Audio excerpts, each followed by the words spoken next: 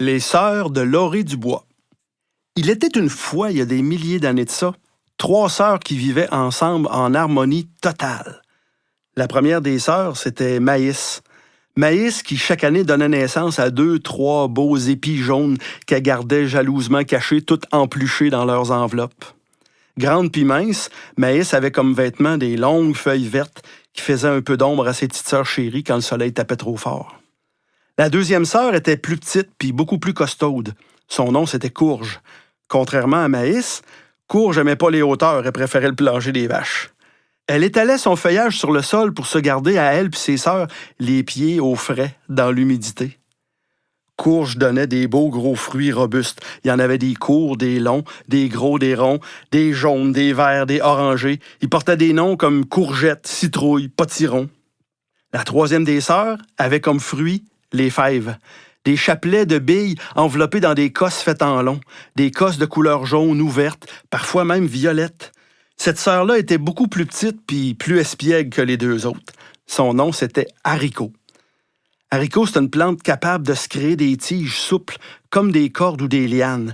Ça lui permettait de grimper, de ramper ou de s'accrocher au cou de sa grande sœur Maïs pour monter voir le paysage. Haricot, c'était une hyperactive. Elle avait un super pouvoir, celui de produire beaucoup d'azote, une vitamine essentielle qu'elle partageait avec ses sœurs. Bref, les 3 sœurs étaient très différentes l'une de l'autre, mais elles formaient une famille unie. Unie parce qu'elles se complétaient en partageant de l'amour, de l'entraide puis des vitamines. Elles vivaient ce que les scientifiques appellent de la synergie.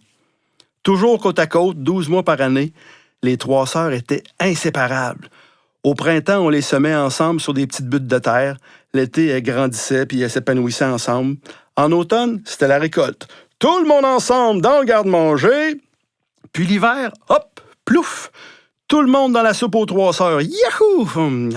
Puis ça recommençait le printemps suivant. Les Premières Nations d'Amérique n'étaient pas des scientifiques, mais elles connaissaient le pouvoir magique de la synergie des 3 sœurs. Maïs, Courge et Haricot avaient une place de choix dans leur tradition. Des milliers d'années plus tard, à Lorée-du-Bois de Saint-Antoine, la synergie se vit différemment, mais elle est toujours là. La famille Aubin est très heureuse de vous offrir les 4 sœurs de Lorée-du-Bois.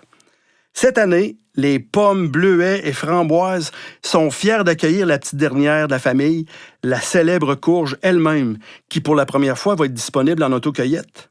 Venez donc cueillir vos 4 sœurs en famille ou en tribu. Faites-vous-en donc votre propre tradition.